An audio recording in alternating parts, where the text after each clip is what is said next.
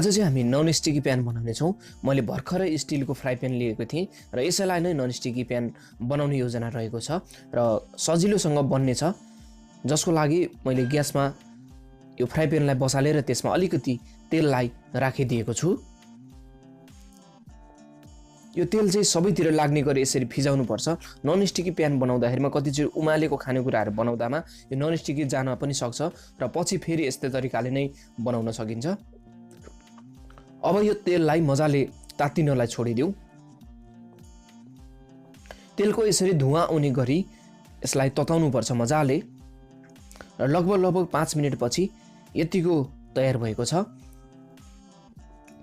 र सानो आगो गर्दै यसलाई यसरी तताउने हो र बाँकी भएको जति पनि तेल हुन्छ त्यसलाई मैले एउटा भाँडामा यसरी निकालेर राखिदिएको छु र अति नै सजिलो पनि छ यो बनाउनको लागि चाहिँ।